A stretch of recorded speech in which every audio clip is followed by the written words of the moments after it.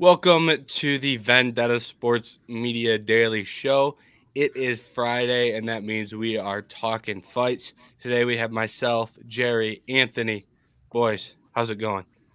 Not too bad, no complaints. It's Friday. That's always nice to see finally at the end of the week. But just excited to talk some fights because even if we don't have a fight coming up this weekend, it's always still lots to talk about. Yeah, looking to the future with some of these matchups. Yeah. So the plan for today, for everyone watching, we don't have a card to preview for tomorrow. It's the rare week off. I think there was like 17 weeks in a row where there were fights or something crazy like that. And this is the week off before we go on another streak of long fights. So we just have last week's card to talk about and kind of recap. And we also have like 6, 7, or 8 fights that were announced in the last week. And we're going to give our thoughts on those matchups because the UFC went absolutely crazy over the last week, booking fights and some good fights. So we'll give our thoughts on those. But to start, we will start with last week's card, and we will start right at the main event. We had Rafael Fiziev and Mateusz Gamrot, and we had an injury here, and this fight kind of ended in unfortunate fashion. So I guess I just want to start with how you guys felt that fight was going before the injury. Anthony, we'll swing it over to you first. I mean, just one round, so there's not like, it's not gonna be like, the craziest or the most you would have to like dissect. But I would say I was entertained. I thought it was gonna be looking to be a good fight. Um, I thought Fiziev was winning a little bit, I'd say, with the striking, but Gamrot does what he does, and right here it says he was 1 for 6. He had already tried 6 takedowns. The one where he tried to dump him with by grabbing his leg and he just like hopped back and kept his balance. That was pretty impressive. But I think it. I mean, I think you could already tell. I think the wrestling wasn't gonna be. I mean, I remember he held him down. Got him down on one of them and like kind of held him there for a little bit, but I don't know. It was entertaining. I would think. I hate to speculate because it's just basically one round, but I could see the wrestling not working as well, and to see if still had those hands going, looking good, and eventually getting the better of them in that aspect in the stand up. But it looked entertaining. I'm just sad we got robbed of another fight. Yeah, I gotta agree with you. I think it was that takedown attempts. It didn't seem like they were all working that well. Obviously, great takedown defense by Fiziev in that first round, especially the one you were talking about, Anthony, where he had his leg pretty much stretched almost into a full splits and still managed to hop around and stay up. I was surprised we saw him trying so many takedowns. I know he does have the wrestling background, but last time he had a submission was against Jeremy Stevens back in July of 2021. So it's been a while since we've seen him really kind of get a finish on the ground. And I mean, that first round, I kind of would lean with Fiziev, who won that round. Definitely seemed like he did more damage, had the cleaner combos, and kind of avoiding the takedowns was a big plus as well for him. But unfortunately, didn't get to see much more of this fight. It was kind of getting to that point where it was going to start getting exciting. We were talking a little bit last week about how we're thinking Fiziev definitely strong in those first couple rounds. Gamrot gets his stamina and strength going later on, so we didn't get to see that kind of mix of stuff. So on that, not overly surprising that Fiziev won the first round, but just wish we had seen a little bit more of this one. Yeah, I agree with a lot of what you guys said. I thought we were in store for a really good fight. It was a really interesting fight, in my opinion. It may not be one that you think is going to be, an all-time great fight with two guys going at it for 25 minutes. But I thought there would be a lot of really interesting exchanges. I was interested to see how Fiziev would hold up against the grappling in the later rounds. Interested to see how Gamrot would look on the feet. And I think Gamrot kind of looked better than I expected in the first round on the feet against Fiziev. I still think Fiziev was winning the striking, but he did look a lot better than I was expecting. I thought it'd be more one-sided on the feet, so credit to Gamrot there. And Fiziev's takedown defense is impressive. Anthony, like you said, there's that one takedown where, Fiziev has the balance and the flexibility, and his foot is literally above his head, and he doesn't get taken down. It's like, that's not normal. That should have been a takedown. So credit to Fazeev. And yeah, I'll just say that I really would have liked to see this go another 3 rounds, or at least play out to see who gets the finish in that one, because I think that was going to be a really interesting fight. And I still have a lot of questions that weren't really answered. The stuff that intrigued me, like how it was going to look when it went later. And we didn't really get the answers to that, so it's kind of unfortunate in that regard. So, but that's what happens when a guy gets injured. So, hopefully, Rafael Fiziev can recover and still be as good as he was, because he did have a kick-heavy game. So hopefully that knee injury doesn't hamper that in the future. But you never know, because it is MMA, and you never know how these guys heal. But hopefully he heals up well. Now, on the Mateusz Gamrot side of things, who do you guys want to see him fight next? Because this lightweight division is in a really interesting spot with Charles fighting for the title. We've got Gaethje, who's pretty much guaranteed a title shot next his next fight. You assume Volkanovski is going to try and make another run at that title. You've got Conor and Chandler. You've got that whole thing. So this kind of top portion of the lightweight division is really interesting right now. What do you guys want to see next from Gamrot? And Jared, will throw it over you this time. I mean, one of the fights you mentioned right there, Conor and Chandler, we're not seeing a whole lot of progression with that one. I don't think it seems like it's kind of stalled out for the moment. Sure, it might be, there's talks of maybe January, but then, as you said before the show started, James, they're also talking about Volkanovski being that January headliner. Can't have Conor on the co-main. It just doesn't work like that in the UFC. So maybe if that fight keeps stalling out, I'll give the shout to Chandler for Gamrot. That could be an interesting fight, 5 versus 6. Other one, which is a little bit more out there that I've just thought of, is Poirier doesn't necessarily have a fight yet. I don't know if he's moving up to welterweight or not. I thought I saw some rumors at one point in time that he was considering that. But maybe something like that, kind of a feed him to the wolves sort of thing, see where he really stacks up against some of these top-level guys. And if Poirier doesn't have a fight, that's a guy he hasn't really fought yet. So why not go with something like that? Because he did lose to Beneil Dariush when they fought. So those are the two I would give a shout to. I kind of like that Chandler idea, just because as much as, like, I don't know, I do like Chandler. He's fun on fight week, or just in the fight in the octagon. I meant, so I haven't having not seen him in a while. I wouldn't mind seeing Chandler back in the octagon, but I mean, I kind of want to give Gamrot someone like one of the top 3 guys. Or I guess you can't even give a top 4 because that's already Dariush. Because like I said, I still did not think he was the best fighter. And he once again just got another huge win on the resume due to like something that, he couldn't really control. Like, because I want to say, I don't even think, it's not like the kick was like really blocked or anything. I think it was just an unfortunate where he Fiziev just kicked and he blew out his knee. I don't know if I remember correctly. It wasn't like it was blocked or a certain way. Yeah. So, and to add on to that, it was blocked, but it was the plant leg. Mhm. The injury was on the leg that he wasn't throwing with. So it wasn't true, like yeah. the block caused it. It was he threw a kick, and whether it lands, blocked, whatever, miss, it was the plant leg that gave out. So it's kind of not even from the block as well. So just to add on to that. Yeah. So, because I think I said it last week, but the Sarukian fight, a little iffy. The Jalen Turner fight, he was close to getting finished in that one, but got the dub for sure. And I remember, I think it was a split.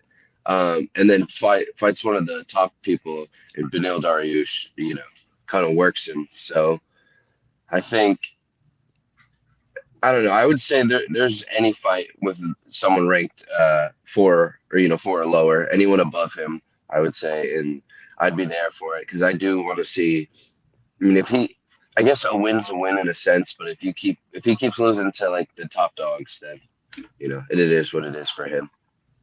Yeah, and like as far as the Gamrot resume goes, it's like it's tough because you see the talent, and it's like, and he's one of the best fighters in the world, but he doesn't have that like stamp win that's like really, really impressive. Like you guys said, he lost to Beneil Dariush. I personally thought he lost the fight against Arman Sarukian.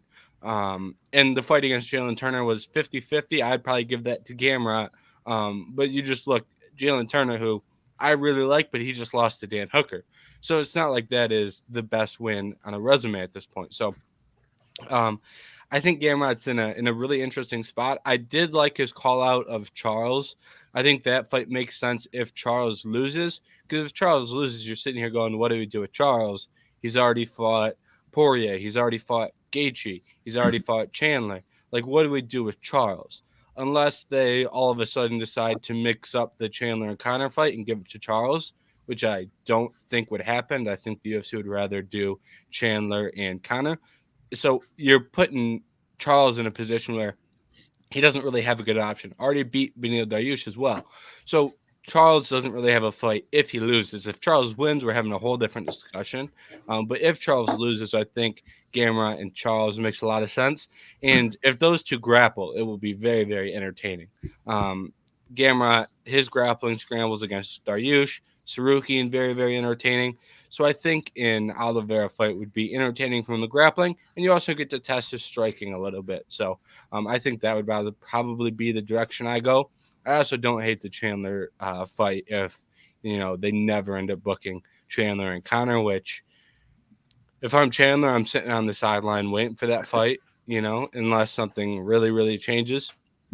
And if you look behind Mateusz Gamrot in the rankings, you're looking at Fiziev. Can't happen. Already fought Sarukian. I assume they don't do Hooker Gamrot. That doesn't make a ton of sense. Grant Dawson, who fights the next card, so a week from today, he's fighting Bobby Green. I don't think he moves all the way up to Gamrot. So in short, I think Charles Oliveira is really the only option that makes a decent amount of logical sense, in my opinion. Yeah. All right.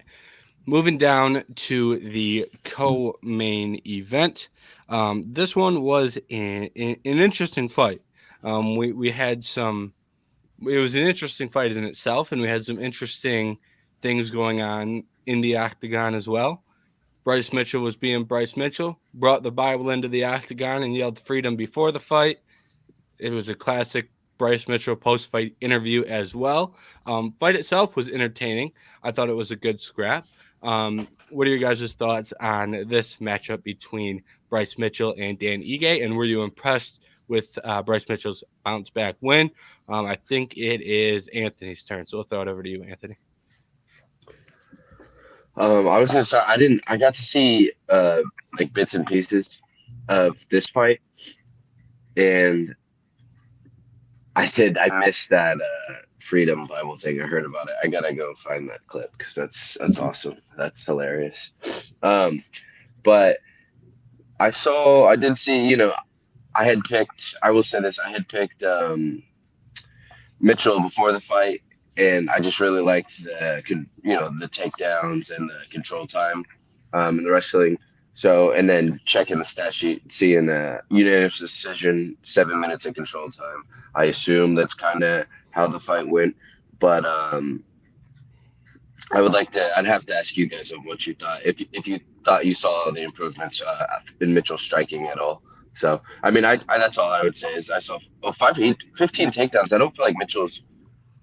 I mean, that seems like a lot, but 5 for 15. He played into a strong suit and got the job done. So.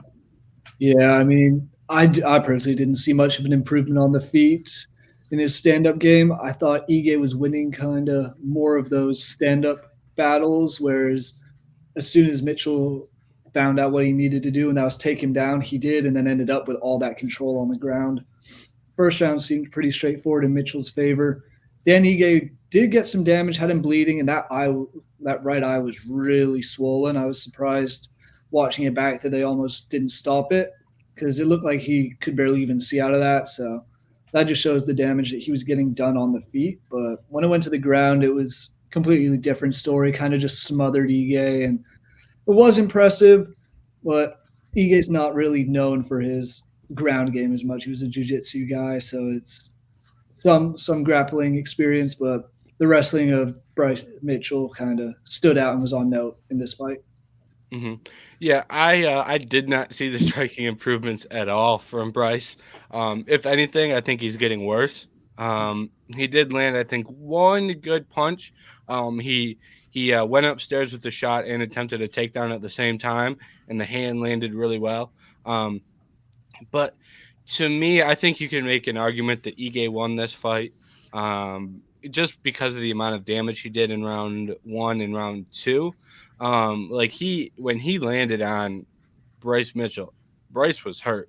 I don't remember if it was the first or second round, but he hit him once, had Bryce on weak legs a little bit, nothing crazy. But you could see the reaction. You could see he did not like getting hit by Dan. And the damage to the eye as well was pretty evident. Every time he landed on that side, it just got a little bit worse. And ultimately, at the end of the second round, the doctor comes in and goes, "No, he's good to go." But if they would have done the little cover the good eye and ask how many fingers he was holding up, there was no way that Bryce Mitchell was going to tell you how many fingers you were holding up. Which to me personally, I don't really like. You could say that fight should have been stopped, but it's like that I don't care that they didn't stop it, if that makes sense, because I'd rather see fights play out rather than stop for stuff that isn't like immediately damaging. Like that injury wasn't going to cost Bryce Mitchell his eye, for example.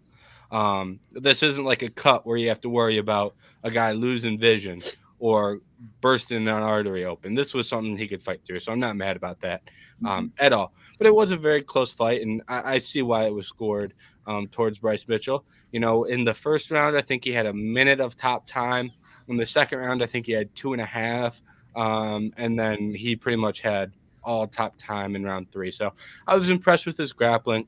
Some takedowns looked nice. He had a really good transition to get to the body triangle. The grappling looked really good, and the striking is maybe not where you want it to be. But if you can take guys down at the rate that Bryce Mitchell can, you can win fights. So I'm really interested to see what they do with Bryce Mitchell going forward. How far do you guys think they should move him up the rankings? Because that featherweight division has a lot of interesting names in it, and Bryce is in a position where he's really only fought Barbosa, Ige, and Taporia. So it's not like he's got a bunch of guys that he can't fight. The division is pretty open. What would you guys like to see next for Bryce Mitchell? Jerry, we can throw it over to you first.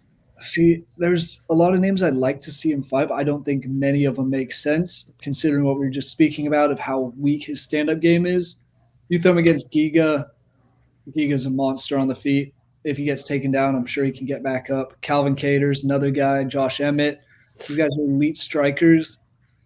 I think it would be tough to push him up this far, but I mean, a Brian Ortega fight does kind of make sense. Two grapplers, two wrestling guys. So that would be an exciting one on the foot ground. Arnold Allen also hasn't fought in a while since his loss to Max Holloway. Little bit more all-rounded than Bryce Mitchell is, so maybe that's one. But even then, that's moving him up 6 and 7 spots, fighting a guy so much further ahead of him that it doesn't quite make sense. So I really maybe a guy like Josh Emmett. I know he's got strong stand-up game, but we saw him get submitted against Yair. Maybe something like that. If they want him to kind of make a run up, I don't ever think he really breaks into that title contender picture until he vastly improves his stand-up game.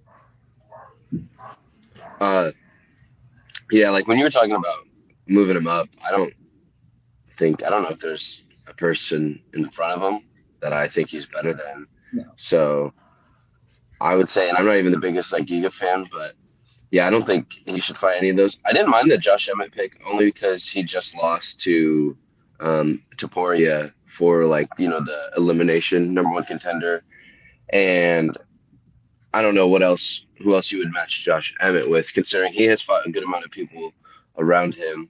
So I do kind of like that one, but and then the other one I actually like the Ortega one just because hopefully I want to see Ortega striking better look great compared to Bryce Mitchell on that one. That's an awesome fight of people that do the same thing a little bit, as in their striking is not quite there.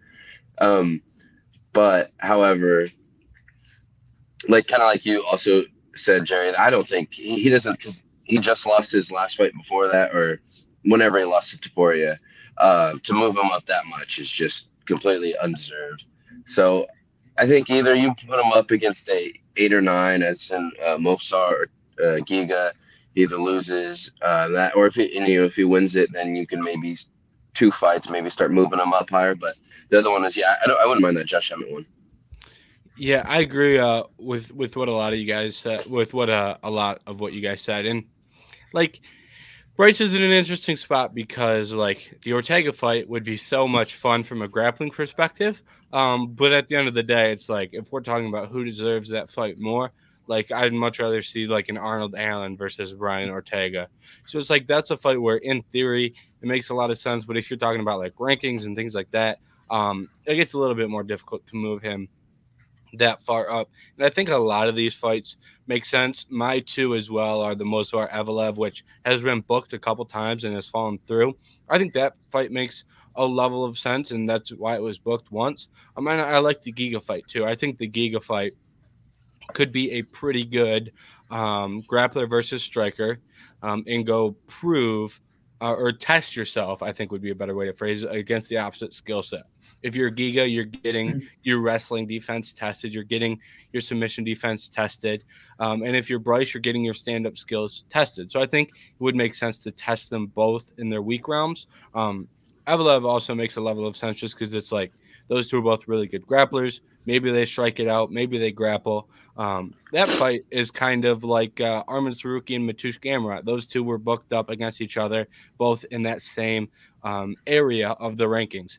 A little bit different because I would say Matush and Arman are much better than Bryce. So a little bit of a false comparison there. But I think there's reasons that fight makes sense.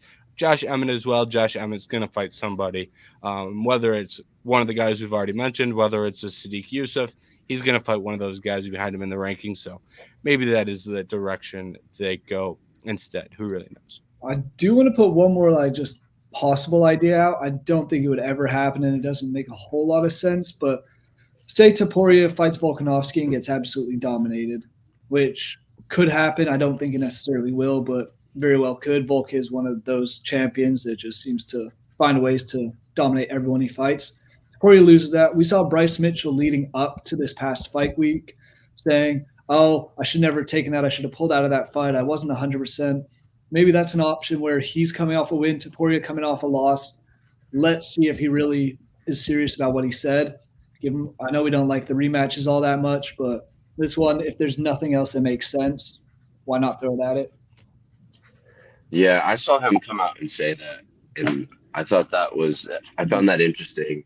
And then I also remembered he didn't have a Bible and Yell Freedom before that fight, so I think that was also a problem for him. I think Topuria might be the worst possible matchup for him at this point, because Topuria is pretty well rounded, can grapple. I think he has a black belt, and his hands are very, very good. So it's like he could just defend the takedowns and beat him up bad on the feet, which is what he did the first time. I don't know. Maybe he was sick. Maybe he didn't fight to 100%.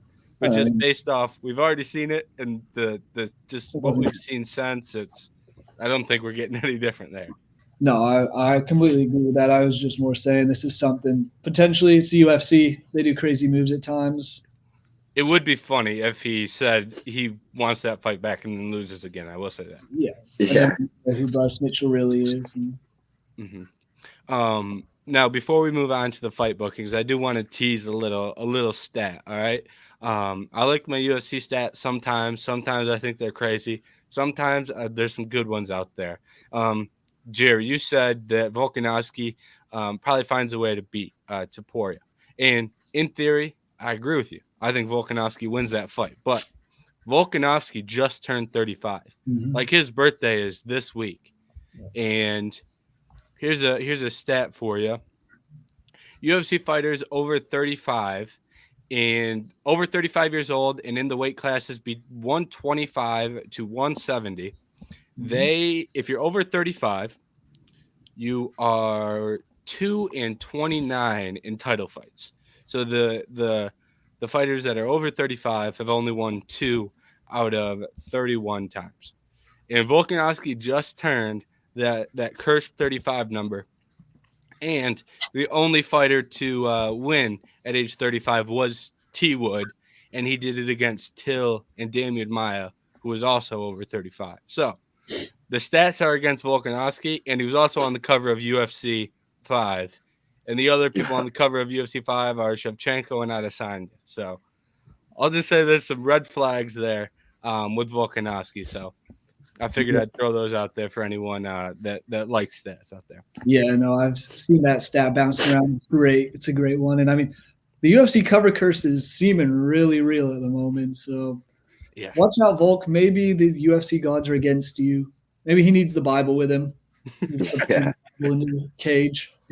That fight will end up being interesting, and I think I'm gonna keep track of that 35 or older stat. I got it on a Google Doc, and I'm gonna keep that stat updated for the people. I'll do Also, a public service. who would have thought that Tyron Woodley would be the name to stand out on that list? It's pretty funny. It is the only guy to ever do it. T Wood. Who would have thought? All right. Moving on. The latter portion of the show, we had a bunch of fights get announced since we recorded last Friday. Last Friday we talked about Shavkat and Wonder Boy. That dropped during the show, and we also talked about the 3 title fights that were announced. Since that point, since they dropped Shavkat and Wonder Boy, the UFC has just continued to drop fights. They've kind of stopped now, but they were dropping, a fight an hour, it felt like, and they were pretty big fights. So we're going to go through the fights that were announced and give our thoughts. So let's start at the one that I think got the most headlines, maybe. Tony Ferguson versus Paddy Pimblett. A lot of people are either upset with this matchmaking, really like this matchmaking. What were your guys' initial reactions when you saw this fight, and what do you make of the matchmaking? Paddy Pimblett versus Tony Ferguson. Jerry, we'll throw it over to you first. I think this fight will be entertaining. I think for Tony, it's a lot less of a risky fight as it is for Paddy. Paddy very much could have lost that last fight to Jerry Gordon. A little bit of controversy there. I know a lot of people thought he lost. So he comes into this fight, and it seems to me like a lose-lose situation for him. He goes out, beats Tony Ferguson. Everyone's going to say, oh, he beat Tony Ferguson. That's his 7th loss in a row. He should have retired already. It's not that big of a win. Nothing like if you had beat him a few years ago. Whereas if he goes and then loses to Tony, it's like, oh, wow, you just lost to Tony Ferguson. How you're never going anywhere. So I don't think it's a great fight for him. For Tony, it's Tony. Why not?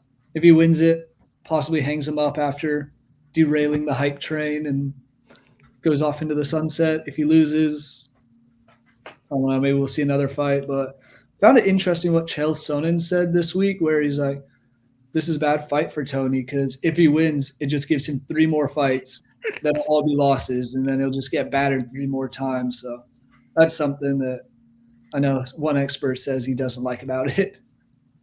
That's funny because I was gonna say, you said if he won, I was gonna be like, hold on now, it might be coming back around. It's title time. He's gonna do one last push for the belt. Because I saw the joke is like, Tony Ferguson's the type to win like 14 fights in a row, and then he was like, he's the type to lose 7 fights in a row just to test his fan base. So I'm ready. If he could beat Paddy, then I'm back on board. Full flow. But Tony Ferguson's back if that happens. Mm-hmm. I don't know. I think this, to me, was such a weird matchup. But I guess because I'm used to them not putting, the UFC wanting to protect their guys and not put names against each other like this. But it makes sense now after the loss of Bobby Green what they think of Ferguson now. And they're just going to try to use Paddy or use Ferguson to build Paddy's name off of him. But yeah, I think I mean I'm entertained. I'm intrigued, I should say, to see both sides of this. So I mean I'm fine with the matchup. I guess at the end of the day. Yeah, I was very, very surprised when I saw the matchup. Like, this was not at all where I thought the UFC was going to go. I thought they were going to hold Tony for UFC 300 and match him up with a veteran. I was pretty confident in that. I thought that would be a pretty good way for Tony to retire, put him on a historic card against a Jim Miller, Paul Felder. We talked about that last week, and I think I said Tony in that conversation as well. And I thought that was the direction they were going to go. But they booked this fight, and I go, oh, my God, that really? And then you think about it, and you go, should have saw this one coming. It's Paddy Pimblett versus Tony Ferguson. You can say Paddy Pimblett beat a former champion. And this is probably like, if you're getting Paddy Pimblett a win, like this is the biggest name with like the lowest risk of him losing. Like it makes a lot of sense in that regard. So I'm not surprised at all that they booked this fight. The one thing that I will say is Tony does still have power. Like Tony Ferguson has not looked very good in his most recent fights, but he did drop Bobby Green and he did drop Michael Chandler. He dropped both those guys because he still hits hard, right? The quickness is absolutely zapped. I mean, he looks old. The grappling is a lot harder when you're his age and have been through as much as he's been through. But the power is the last thing that goes. So maybe he lands a shot on the chin and drops Paddy, but Paddy's also got a pretty good chin. So, but yeah, if Tony wins, he's not retiring. I'd be pretty confident in that. That gets him a fight. Maybe they give him another veteran then. But if he wins, I do not think he's retiring. I do not think that is the way Tony Ferguson is wired to win and then retire. That just screams, like you said, Jerry, 3 more losses.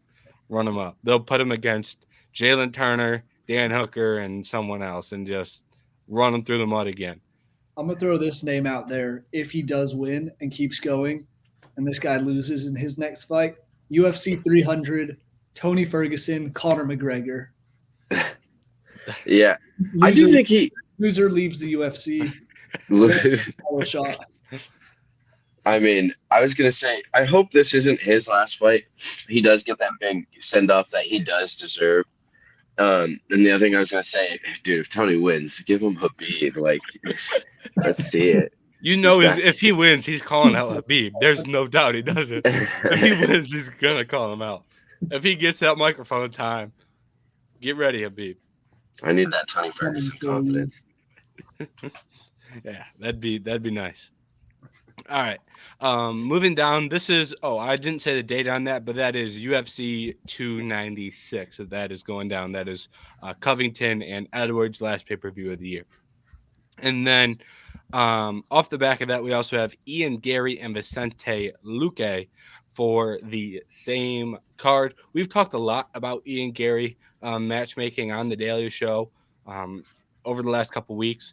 So what are you guys' thoughts on this being the fight that actually comes together? These two guys are friends, and they actually they like called each other and were like, hey, we're going to have to fight. This is our job. So let's go fight and give the fans a show. So they're good friends and they're fighting. So what do you guys make of this one? I believe, Jerry, you're up first here. All right. First of all, I heard that phone call or saw the video of it. Great stuff, very entertaining. Good thing that two guys who are friends with each other can put that friendship aside. Probably will be friends after. I don't think we have us a Kamaru or a Jorge Masvidal and Colby Covington situation.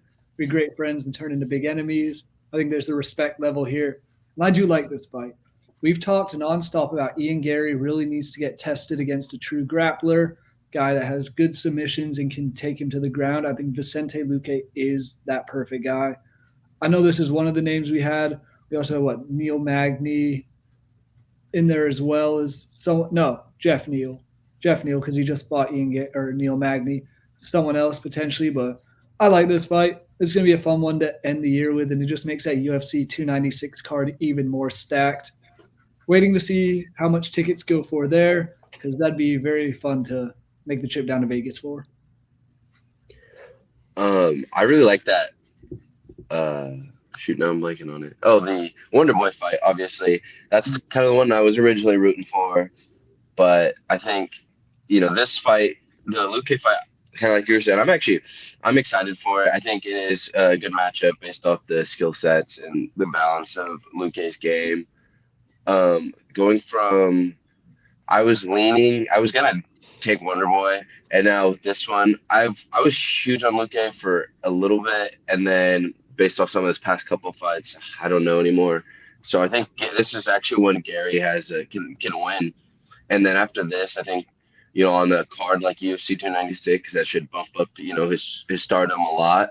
And then also, but beating a name like Luque will get you, I think, some respect from the UFC, fight fan community. So Overall, I think it's a good matchup. And then obviously, if Luke gets that win, great hype train to derail. Mm-hmm. Yeah, I think if he wins this fight, he's going to be in a good spot, and I think it's an interesting fight from a styles perspective. I don't really know where I stand on Luque's striking, but there was a point in time where he was an elite striker. Last fight against RDA, he really leaned on the grappling and the cage control in that fight, which was a surprise to me, and that was his first fight back after having that brain hemorrhage. So I'm surprised, or I shouldn't say surprised. I'm interested to see what his style is going to be like moving forward, whether he's going to be that cage grappler or whether he's going to go back to that insane brawling style. I don't really know what we're getting from Luque here, and I think that is a level of interest, right? If you don't really know what to expect from somebody, that adds an added layer of of intrigue into the fight for me at least personally. And the one thing that I don't like about this is that I feel like Ian Gary has worked very hard to get good on the mic and has worked very hard to be a trash talker. He found a way to trash talk Neil Magny. He was going to trash talk Jeff Neal. I mean, he put Jeff Neal's mugshot on a T-shirt. I could only imagine what that press conference was going to look like. And now you're taking away like his ability to talk trash because you booked him against someone he's really close with, and maybe that turns into like a great story about fighting your friend, and maybe he finds an angle there to make that interesting. But I wish they would have put him against someone he could have talked a little trash to, from a promotional aspect and from a marketing aspect. So that's the only aspect of the fight that I did not really like personally. I will say off the back of that, there is a guy who I know is going to be getting trash talked from Ian Gary and is likely going to be giving it right back to him. Colby Covington. Seeing those two, Tony Ferguson's usually great on the mic. Paddy Pimblett likes using his words. So the four of them on a press conference, sign me up for that. That's going to be very entertaining. Yeah, and that press conference stage, you've got Colby, Leon, Patty, Tony, Ian Gary. Like that is gonna get Wonder Boy, most likely. yeah, Shavkat. Don't know how yeah. great Shavkat's English is or not. I can't remember seeing him fight recently, but I think he uses a translator. yeah, I've never heard him speak maybe English, not as much there, but but it's going to be spicy. that's gonna get crazy. And the other thing this is also doing is here what a lot of people I think are overlooking in the Shavkat booking and the Ian Gary booking. We could be in a situation where those two both have really impressive performances, and guess what? Everybody's going to want to see that fight, and that's going to build that fight because personally, I think Shavkat's going to look really good against Wonder Boy. And if Ian Gary looks really good against Luque, right there's your title eliminator, Ian Gary versus Shavkat. I'd prefer that to be a title fight, but a title eliminator between those two may be the direction they're trying to set us up for, since they put them on the same card. Yeah. Well, I was going to say real quick too, and then based off those performances, obviously UFC 296, but then if Shavkat beats Gary, that's even another big name to where the UFC hopefully would feel comfortable being able to headline with Shavkat. Mm-hmm. And the title shot is backed up because you've got Bilal, who's next. In between Leon and Colby, I'm not sure that fight's going to happen anytime soon. Those two guys are not guys that really fight frequently. So that welterweight title picture is going to be backed up for Shavkat, assuming it's him. It'll be backed up a minute, whether it's Shavkat, Gary, whoever. The person who's getting the title shot after Bilal is going to have to wait. I'll just say that. Just since you mentioned that, and we're talking about this welterweight division, do you think there's any possibility we do see Shavkat look really good and he gets the fight against someone like Kamaru Usman or maybe Bilal? I know Bilal's trying to hold out for that title shot, but like you said, it's going to be a minute. Do we see something like that happen with either Usman, Bilal, or even those two fighting each other instead of fighting Shavkat? Yeah, I have no idea how they're going to work that because it feels like Bilal gets a title shot, but they also said they have Bilal fight news coming soon. I don't know if that means Bilal and Usman.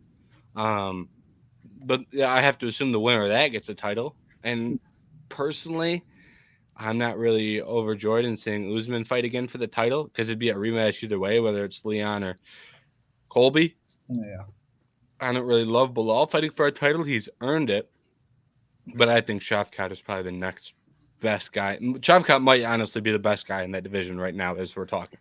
Mm-hmm. So also the most slept on in that division by a long way. Yes.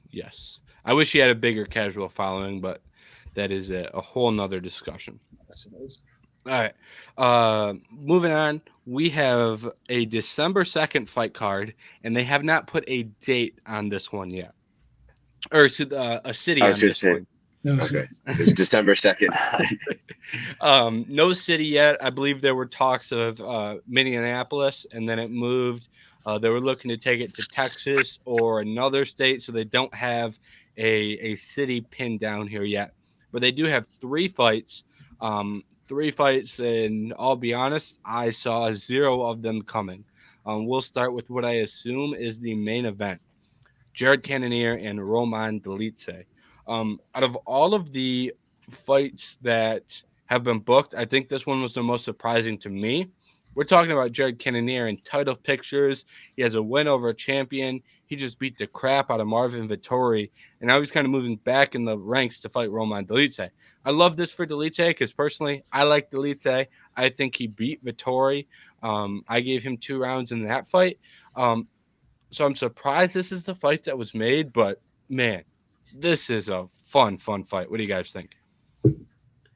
I think actually same thing. I really like Dolce. I also thought he won that fight, and I think this is a good matchup because if anything, these two might have seen each other like next fight or down the road once it even got closer to like a title eliminator. But yeah, I mean Jared Cannonier probably probably my favorite middleweight outside of Whitaker, of like the older guys or what we've been dealing with for the past 3 years in the middleweight. And then Dolidze is probably my favorite like newer guy. So although, I don't want to see either of them lose, this would be, I think, great fight. This should be a lot of fun. And then whoever wins this fight should be in a great position moving forward.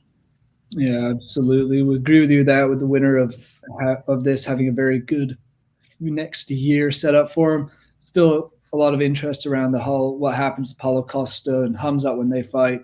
I think plays into what happens here because I do think if Costa wins and say Cannonier comes out and wins, I could see Cannonier getting that next title shot over a guy like Paulo Costa, even though he already fought Sean Strickland and did beat him. I know he was already calling for that fight as soon as it happened, but I'm with you, James. I'm kind of surprised they made this just looking at, I know Dolidze probably should have won that fight against Vettori, but he didn't. That was the last fight for both these two. Cannonier goes and beats Vettori. Dolidze loses to Vettori, and now they're fighting each other. Kind of doesn't make super great sense to me in that aspect, but knowing UFC math, Dolidze is now going to come out and beat Cannonier, and the circle will be complete. Them all just beating each other. So it's going to be a fun fight either way. I'm excited for it, and a good one to headline a fight night card. Yeah, and like I agree with you in the sense that I think Dolidze won that fight, but I don't think you can book fights based off who you think won the fight. Exactly. I don't think that's really an appropriate way to do it. So that does make this interesting. I do think there are some cases, like last week I said Amir Albazi shouldn't be fighting for a title.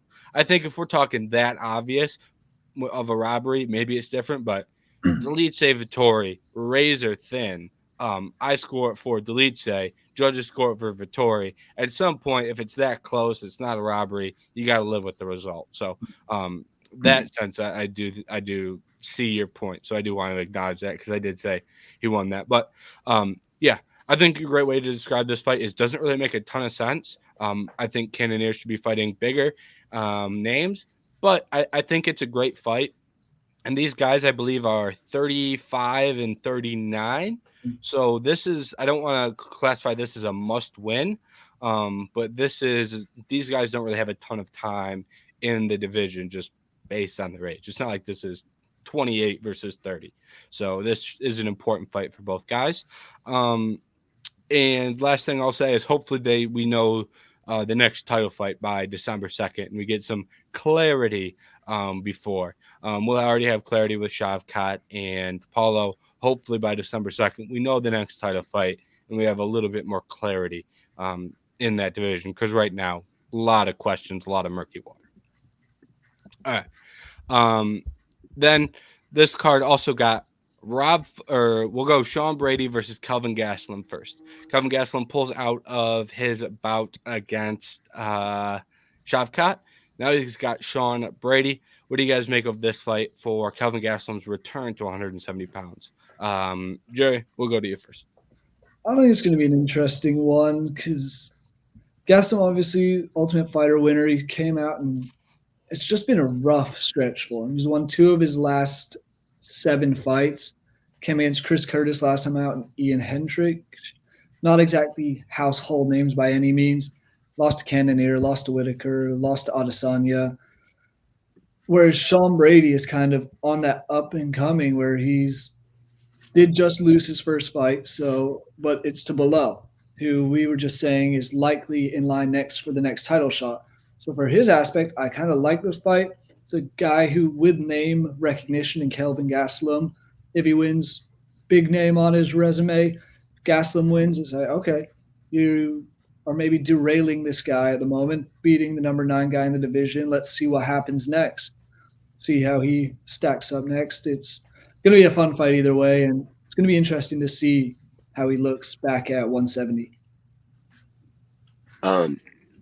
I'm fine with this fight. I'm not like the biggest fan of Sean Brady, and I mean, good for Gastelum. He's back in the win column. I guess I never like that Izzy fight. I'm sure the first time watching it, Gastelum versus Izzy was something spectacular. But the Gastelum I know is more of there's like 5 losses in a row. So I think this is a fight Gastelum could win, and then Sean Brady. So I'm kind of just fine with it. This is neither of these fighters are like my favorite per se, or do I like really like their fighting style and find it interesting. So I think overall it's a good matchup, but it's not. It doesn't like jump off the page to me. Yeah, I think it's a good fight. When you look at this fight card, is going to end up having 3 really high level fights, high rank fights. So I think it's good in that regard. And I think this is a much better fight for Kelvin than the Shavkat matchup. The Shavkat matchup felt like a lamb to a slaughter, may be a little harsh, but you can have that argument that it was that level. So this fight, in my opinion, makes a lot more sense. It's a much better test. And if you beat Sean Brady, hey, you can go fight a Gilbert Burns, for example. So I think this makes a lot more sense. Sean Brady also needs to rebound after the Bilal loss. I personally thought he was going to beat Bilal, so credit to Bilal. Sean Brady may not be the most exciting guy. I'll never say that, but I do think he's a very, very good grappler. And Kelvin Gastelum, I believe he wrestled in college, but I know he's a good wrestler. I want to say Arizona State for some reason that's popping in my head. But regardless, I'm interested to see whose wrestling wins out and whose grappling wins out in this one. So that's an interesting fight. And then probably the more interesting fight, the last fight on this December 2nd card, Deiveson Figueiredo going up to 135. And he is fighting Rob Font. This is not another fight I was not expecting to see, but boy, am I glad to see it. For some reason, I thought Deiveson Figueiredo was booked to fight Dominic Cruz. Apparently, that was a dream that I had, and I thought it was real because that fight, I've never seen it. And now he's booked to fight someone else. So I must have imagined that or saw that somewhere, and it was fake and believed it. But I thought for sure Deiveson was fighting Dominic Cruz, and I'll tell you what, I like this Rob Font fight a lot more. I believe, Anthony, you're up on this one. Okay, I'll start with, in my head right now, when you read Rob Font, at first I was like, okay, I like that fight. And then my second thought was, I thought he was fighting Dominic Cruz, but I think I got that from you on here. I do think I told you that, which shows how much I believed it. I was telling people. Because I was like, I didn't really like that one either, given where Dominic's at right now in age, but really like this Rob Font fight. I think Rob Font is one of those guys that's in like any fight night or any time in the octagon, he can win. I think he's pretty talented, although I don't think he has I think he's extremely talented. I don't think he's as well-rounded and balanced as the other, like the top guys, or he's that much of a specialist in a certain area like the top guys in this bantamweight division. But it should be such a fun matchup between Rob Font and seeing Figueiredo move up in weight for his first fight. So I'm there for the striking battle. Mm-hmm. Yeah, absolutely. I mean, we saw what happened last time Rob Font fought a striker. Thought it was going to be more of that stand-up battle with Corey Sandhagen. Instead, Sandhagen injured himself early on and then just went into take you down and lay on you for 25 minutes, got the decision win. I think this is a big one for Rob Font. He's lost 3 of his last 4. Sure, they've been against tough guys like obviously Sanhagen, Cheeto Vera, and Jose Aldo. So that is not bad losses on your resume, but a loss is still a loss. Whereas Figueiredo now moving up after completing his 4-fight legacy stuff with Brandon Moreno, I'm excited to see him because I wanted to see him with that Manel Kopp fight, but that obviously fell through. Thought that was booked maybe twice and kept falling through, it seemed like. But this is a good one to welcome him to the division. Not the toughest guy in the division by any means, because that bantamweight division is stacked, but it's a good reading of kind of being the gatekeeper to an extent. I don't like necessarily using the term, but it seems like Rob Font could be the gatekeeper to this division for Figueiredo, see where he stacks up against a guy ranked, I want to say 10th in the world.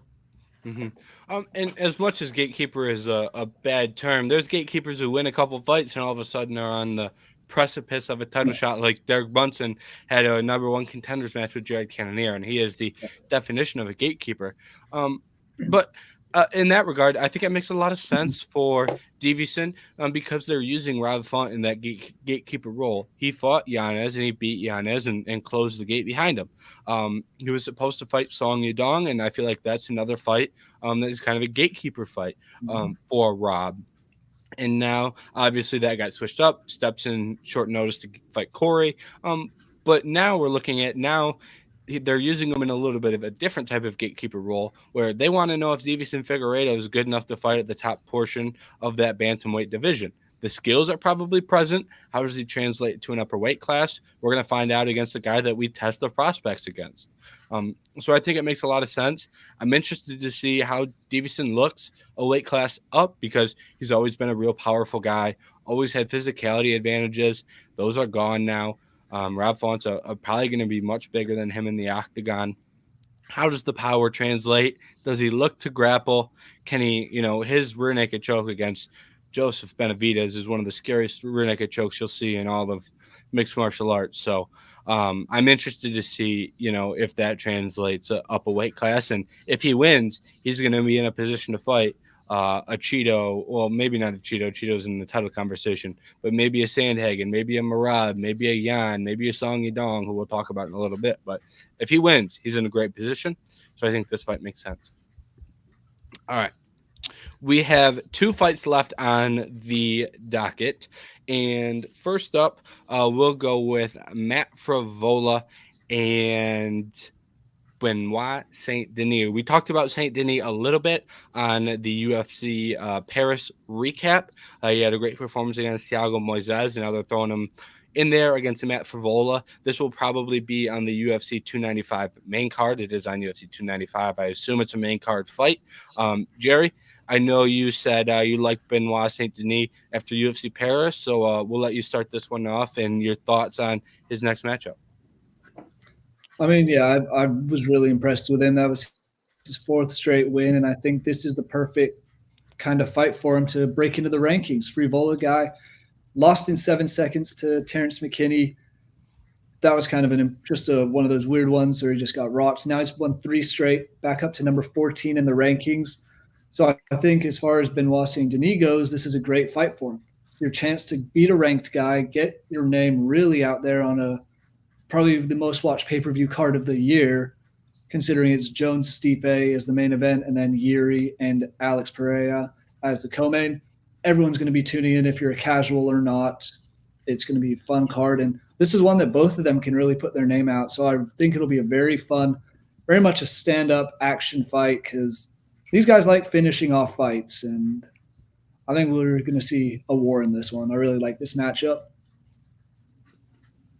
I forgot this was UFC 295 because that's kind of a quick turnaround for Saint Denis. Not like the most insane, but quicker than expected for me. But I believe, I agree with you, Jerry. I think this should be. I think this is a good matchup for Saint Denis and for Frevola, who's back up in the rankings. And then I also think it should be a fun fight.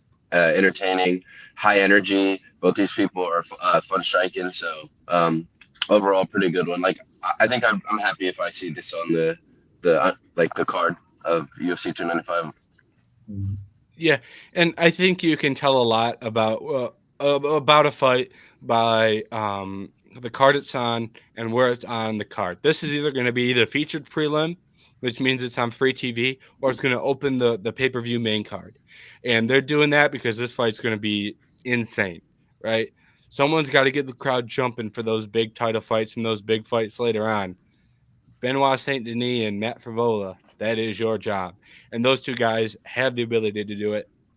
Benoit Saint Denis fights like an absolute maniac with a ton of forward pressure. Absolutely absurd chin. I mean, I think Thiago Moises hit him with 4 shots that should have knocked him out. And Benoit Saint Denis acts like he didn't get hit. Meanwhile, Matt Frivola just knocked out Drew Dober, who statistically had one of the best chins in the UFC in terms of getting hit with significant strikes and not getting knocked out. And Matt Frivola put him out cold. And Matt Frivola also very, very fun striking style as well. Great boxer, lots of power. So this is a fight. And the reason I wanted to talk about it was because I just wanted to shout it out with these big, massive fights that we've talked about. These are the lowest ranked guys that we've talked about, but I think this is going to be an absolute scrap and a massively fun fight. And I think this is a good matchup. That's why I wanted to bring it up with these big, big fights. And just real quick, this is there are such these massive fights. So right now the UFC looks really good because it's hard to make bad fights towards the top, right? When you're announcing all these title eliminators as well as title matches. But this is what they could do almost every week per se. Find one of these type fights or 2 of these type fights, on these fight night cards. Is all we ask compared to some, weekends or some fight night cards. We wait for 5 fights that are like meh, but it shows you like they could do it. Like this can be a normal occurrence every week. A fight like this. Mm-hmm. I know it's obviously not the 2 biggest guys in the world, but we look at the main event for next weekend's card. Bobby Green and Dawson. This one's more attractive to me than that fight is. I just think this one's going to be a blast and could really be a headliner for a fight night card had the rankings maybe been a little higher. I think I understand why they don't have it that much, but either way, I think this might be the most exciting of the fights that we've talked about today. Mm-hmm. Yeah, next week's card was going to be a great card. They just forgot to put a main event on it. Yeah. They built a good structure of a fight night, and they got the co-main as the main event. Like any of the fights on December 2nd would have been a decent main event for this card. Or for that card. But we'll talk about that more next week. And I've got some complaints, and I've got some fights I really love on that card. So we'll just leave it at that. All right, the last fight that we have that was announced. This fight was announced. It's been reported. It's not officially signed, so this fight is liable to fall through. But I'm pretty confident that this one is going down. I did some research, and I'm pretty sure the only reason it isn't official is because the venue isn't official. They're trying to take this card to China, but that is not 100%. So the fight can't be 100% until the venue is 100%. So this one not official, but in all likelihood, we're looking at 99% chance this one goes down. So the fight is Petr Yan and Song Yadong in China. Song Yadong, obviously from China, one of the best prospects in that bantamweight division. Anthony, we'll send it over to you first. I like this fight. Obviously, Team Alpha Song Yadong, Team Alpha Male, Sacramento guy. So I always root for him. I feel like he always wins. Wins the fights that he should win and high in the rankings. But once he starts getting to those lower numbers, I feel like he stumbles a little bit. In coming off like Sanhagen, I think 2 fights before, and then he's getting another tough matchup against Petr Yan. However, he can't just keep being a prospect he eventually has to knock off one of these top guys. So I think this is another great chance. I will say, I mean, I don't know. Jan's in a weird spot. I don't know how most people would feel about him because I was gonna say that Sanhagen fight. As much as I like Yadong, I didn't really see a chance because I think Sanhagen is arguably maybe the number one fighter in that division. I think, but um, Jan, however, was so good for so long, and then obviously on the big downslide right now. So maybe this is one where he's past it, or this is the get right for Jan, and maybe because I still think he has the talent to get back, to put a win streak together. But overall, I mean, I was happy with this fight. I think this should be another fun fight, even a little bit more newer prospect guy versus someone that has been a title challenger and held the belt. Yeah, I agree with you there. It's kind of that weird in between two generations sort of fight. I think a win by Song Yadong will put him right in the middle of that title picture. As you said, Petr Yan had held the belt, had lost in the title picture as well recently. Fought most of the top guys in this division, and I think a win for Song Yadong puts him. I think you'd have to jump over Petr Yan and end up fighting for the belt relatively soon if he wins against like a Henry Cejudo or Corey Sandhagen type or Merab or one of these top guys who might not necessarily get the title shot immediately after Cheeto or possibly I know I said Merab, but I mean him for whatever happens next with Sean O'Malley, depending on his reign. As far as Yang goes, I think this is a little bit risky going into China against the Chinese guy. Haven't fought. Well, I don't even remember the last time there was a fight card in China. Seems like it's been quite a while. It was Wei Li and Jessica Andrade when Wei Li won the belt. So that was 2019, 2018, my guess. 2019, yeah. Oh, wow. So it's been a while. These Chinese fans will be up for it. Still, fingers crossed this is the co-main event of that card. I know we saw them do a title fight on the last ESPN Plus card 2 weekends ago. This one's likely going to be ESPN Plus. It's been a little while since Wei Li's fought. The last one was August 19th when she beat Lemos. I would hope that's enough time for her to recover, get ready for a training camp. Give me that fight and Yan Junwan as the main event because I think that's the fight we all want to see in China. But this is going to be a fun fight nonetheless. It's going to be two stand-up guys, so I'm excited for it. Yeah, I hope they put that fight on this card. And I'll just say, as far as this matchup goes, the one thing about Petr Yan is when you look at his struggles, it's been because of grappling. It's like it's the Sterling fight, the two fights against Sterling. Obviously the knee in the first one, but then you have the him getting backpacked, and then you have Merab shooting 55 takedowns, I think it was in that fight. The number was north of 50. So it's like he's dealing with the Aljamain Sterling body triangle and the Merab Dvalishvili 10 takedowns around. It's like, yeah, he's been losing fights, but it's like those fights that he's losing, it's like, how many guys win those fights? I mean, how many guys win against the Sterling body triangle and the Merab 55 takedowns in 25 minutes? Like, there's just not a lot of guys who win those fights.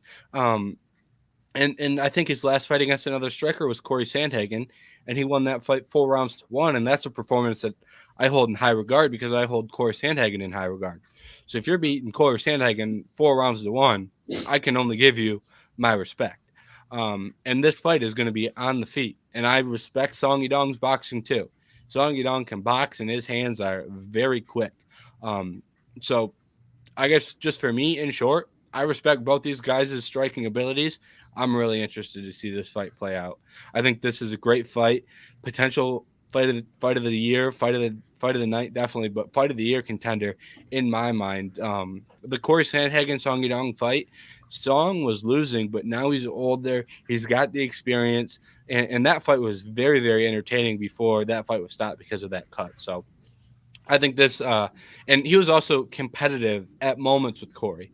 Corey did some. Corey's a lot more tricky than Yan, in my opinion.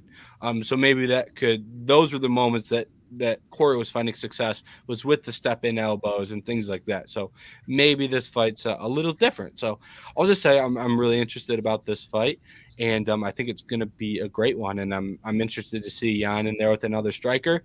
The last thing I'll say is it's in China, so I wonder what the UFC is thinking, whether this is the best fight they could make to headline a China card, or whether they're trying to get the Chinese guy over in China. Usually that's what happens in these, regional cards. It's the guy from the region getting a favorable matchup.